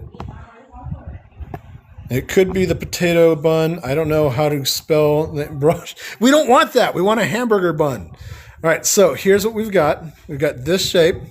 So I think what's happening is that because the shape lends itself to a sphere, that's what it's trying to do. So what I'll do is I'll bring it down to about here, and then I'll come in a little bit more. So that'll reduce the outer edge of the bottom. And I think that'll be, it'll just be a case of finding the right point that I want it to come out down to. And I think right about, rounding it to about here. Yeah, so I've got that line drawn right about where I want it. I can't eat spicy things without acid refluxes, torment in its finest. Well, you did it to yourself. I hope you're happy.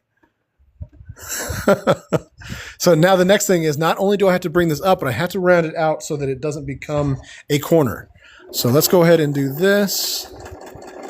And then round.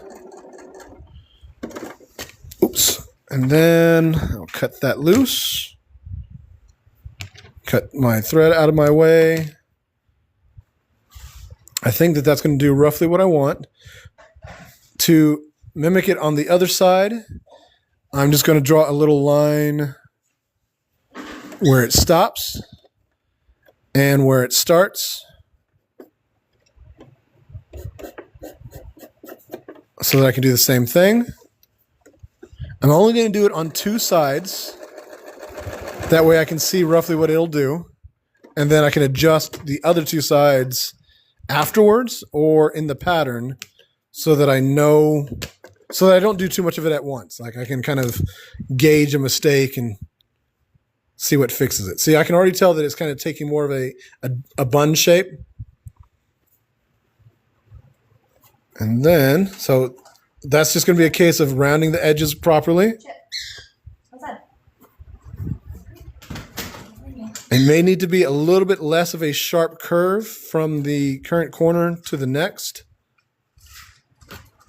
Because what's happened here is it's still doing, well, I don't know. Yeah, it's still causing that little bit of a sharp edge right here. Guys, my infected nail has green. That's absolutely horrible and disgusting. You definitely need to get that cleaned.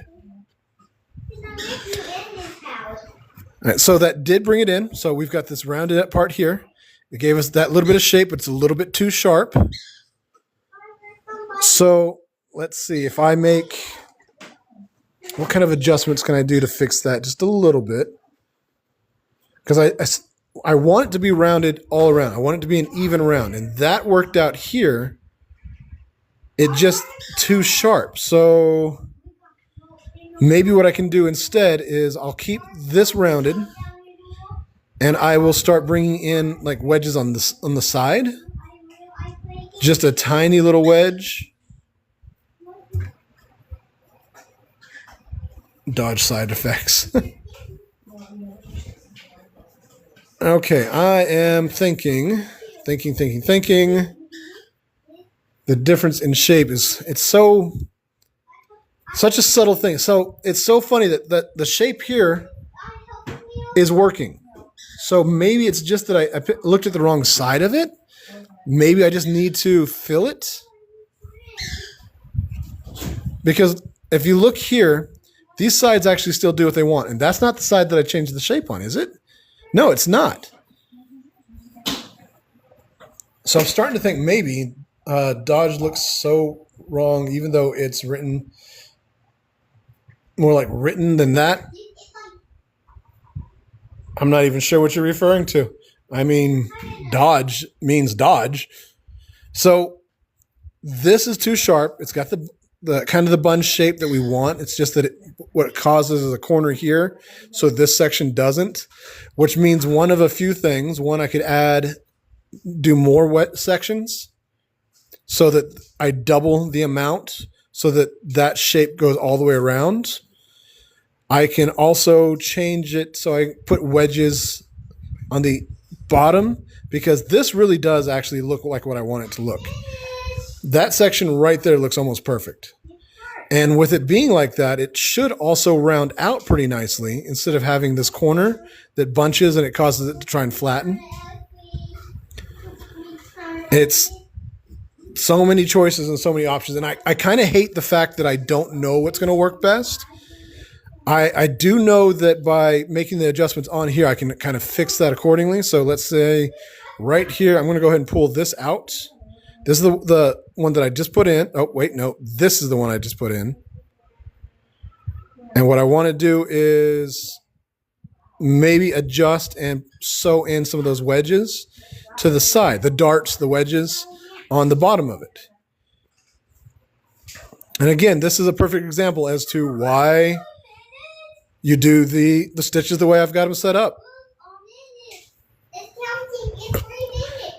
I just sewed that on and just took it off just about as fast as it took to sew it on. All right, so let's go ahead and run this back over the top here.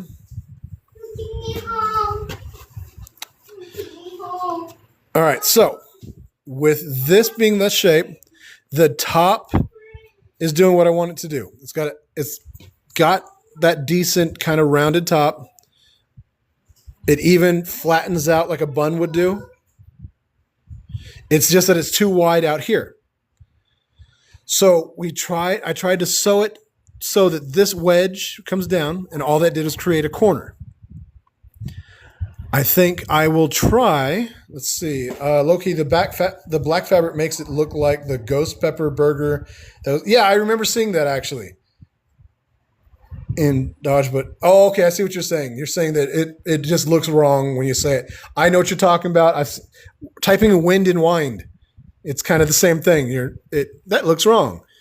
All right, so black pepper burger or ghost pepper burger. Yeah. Let's see. If I can try and make smaller wedges. Let's do that. So I made a tall wedge. I'm going to make one that's way smaller and rounds out a little bit. So let's find my previous one that I did. Here's the one that I marked. So let's make this just a little bit smaller.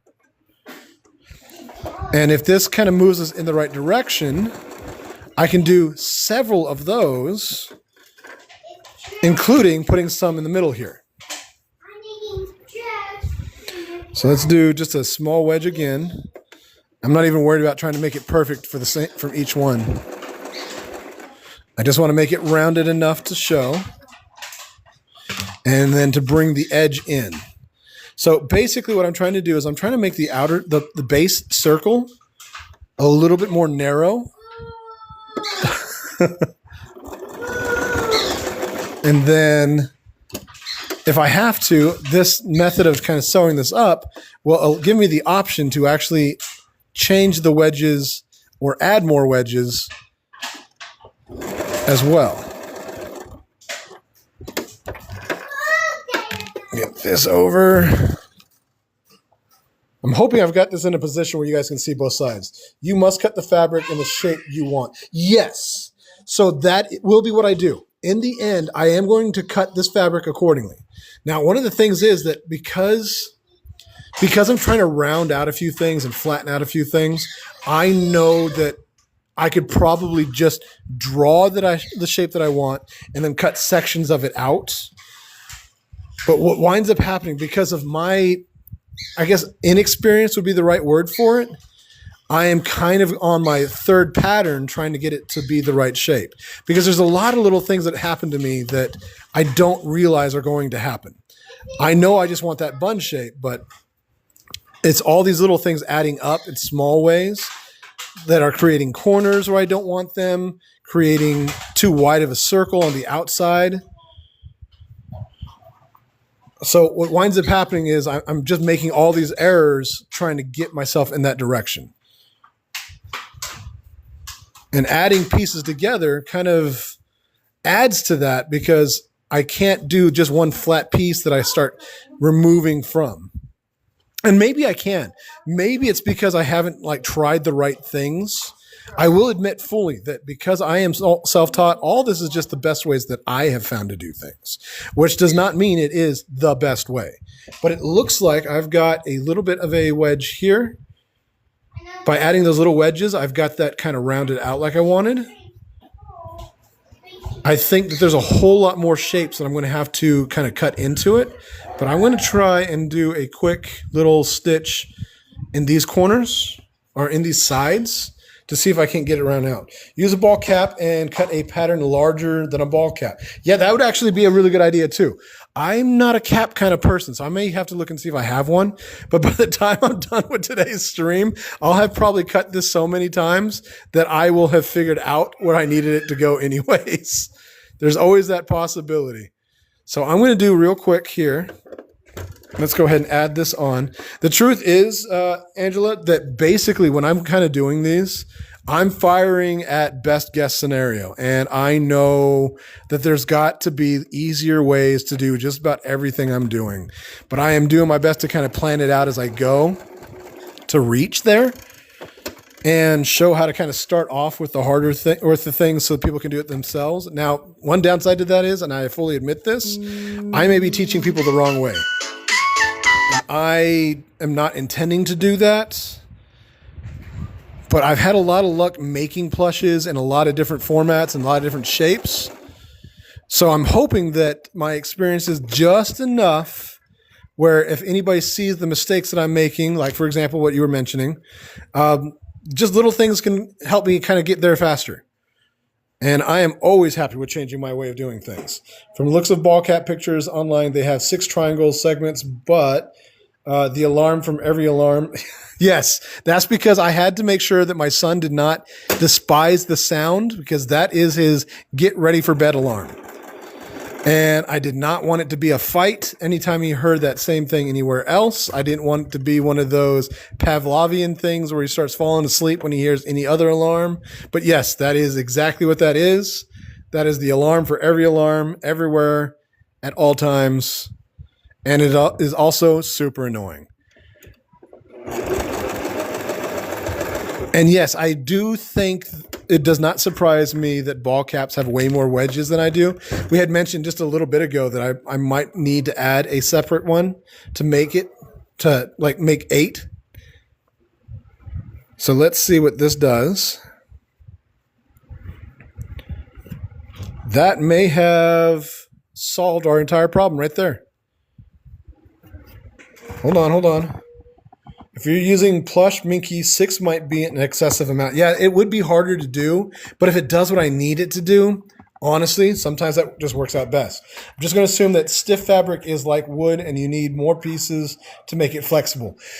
So stiff fabric might be. So if you have something like corduroy or even burlap, it's kind of oddly stiff.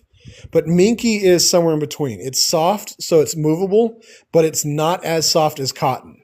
But look at that. I think adding these wedges, if I round them out a little bit better, because you can see there's a corner here. If I instead rounded those out just a little bit more, I think that gives us the shape that we're looking for. So I love woodworking too. I've done a lot of that stuff. Go ready one day. Yes, one day we'll figure this out. But I think that what we've got right here will do the shape that we need. Again, I just need to round out all the corners, make sure that they all kind of stay even. This kind of looks like a Peaky Blinders cap right now.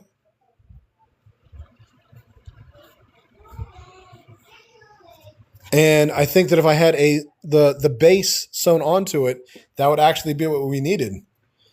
What I will probably wind up doing is we're going to leave it here. We're going to come up with a plan. Now, I am curious, since I've got a few people interacting with me, do you guys want to start off with the mutant burger? Or do you want to start with the snail burger? Or is there another one we should try? It's not too different to digital drafting. My last project went through 20 3D models. Yeah, I can imagine. I know that when you're drawing it in 3D, there's a lot of benefit to being able to just push and pull parts of it. But I also know that that's a very different kind of process too. The snail could be super cool. So that could be kind of fun. What I could do is I could do the spiral on the top so that basically the spiral goes around this way. Have the snail come out. I've already got a snail design, so I can make a snail pretty easily. Do the frog. That way we can do, I don't know, at once. 2 projects. Okay, 2 projects. So basically if I do the mutant eating a frog, then I can do the frog. Well, no, because the frog is very different from a turtle. I kind of changed that up to make it look a little bit better. So let's see here. I've got a couple options here. Evil twin brother, going to be the evil twin of the burger. Let's see. The burger mutant would be fun to watch. You make the facial. Yeah, that's kind of what that's why I thought that this would be a good one to begin with. So basically what I'll do is I'll just add the teeth and the eyes, and we'll kind of go through a whole process of shaping all that. I will do little warts by sewing separate layers on there and just kind of sew shape it. And I'm really working on doing better as far as prototype work to do more projects on the week instead of all orders, but this came pretty darn close. So what I'm probably going to do is I'm going to try and do a little bit more work on this over the weekend. And what we'll do is plan for the mutant. I will start doing some ideas on how I'm going to put that together. And we'll put the frog in its mouth, but we'll also do like maybe a tongue burger or something else. Maybe put the eyes inside the mouth as well. And then the burger can change when it's eating from time to time. Say that. Say what? The frog could be removable with a Velcro. Yes, the whole plan is we are actually making this so that the bun will change and you can do different patties. So like the slug patty, the frog patty, or a turtle patty. And we'll do different like sides. We'll do Velcro or snaps or something so that you can just kind of pull it apart. And then we'll come up with packaging and everything else for it too. Oops, sorry, scrolling. Burger changed to what it's eating. So basically the mutant will look like it's eating a slug, or the frog will look like it's got a snail shell on it. Frog or snail today. That's funny. Yeah, then you can just kind of cuddle with that, whichever one you want. The downside is that I will have to figure out how I'm going to package them. And I've already got an idea that what I want to do is make a box to put them in and then make wrapping paper. You know how they wrap their papers at McDonald's and Burger King, how they wrap their burgers. So I'll make different designs for those as well. And I think it'll be a lot of fun to kind of do a lot of different things for it. This burger is more evil than I thought. I think that we can aim for like a devil burger at some point in time, give some big old horns. That could be a lot of fun too. All right, so I'm going to leave this for today. I'm going to try and see if I can figure out how to round this out properly, change my pattern up so that this pattern matches accordingly. I already know where those wedges are going to go now. I just have to measure how big I want them to be and how high. I may have to do a little bit more rounding on some of these different parts, but I will know after I sew a few more things onto this. And one of the things that I've also learned is that when I go from cotton to the minky material, that this minky changes its shape just a little bit differently, and this stretches a lot more. So what happens is a pattern that doesn't look quite perfect for the cotton will work perfectly for the minky. So what will happen is I'll get super close, if not exact for the cotton. And then when I switch it over to the minky material, that will actually look like what I want it to do. And that's going to be a good thing. So what we're going to do is we're going to work on the mutant. I'm really glad you guys made it through. This dude is the only live stream I can. Well, I'm glad to hear that. I'm going to do my best to continue to be a little bit of fun. Angela, you know that to use a sewing machine, there are endless options to create. Yes. And that makes it so much fun. It's one of the things that I do the most right now. I mean, just this mouse. This is the first time I've made bat wings for a mouse. Let me see if I can show you. So I've got this cryptid mouse that I'm making, and I've given it some ratty jester collar. I'm going to give it a different type of jester hat. And this is the first time I've made these kinds of wings. And the idea of being able to make anything that I want, and everybody helping me come up with the idea of making hamburger buns and patties for everything, that's just so much fun. So I'm going to go ahead and count this out for the day. It is, let's see, if it is probably like 3 o'clock for you, Sammy Sam, and it is 8 o'clock for me. I'm going to be working on doing more lives. I might try and do one in the middle of the day this week where I'm making a new mouse. So I'm going to look at the orders that I have, and I'm going to try and build one of these together. I don't appreciate that you guys have not let me know that there is a cryptid that has been following me around. So I need you to do me a favor and kind of check some of my posts and see if you can see what I'm talking about.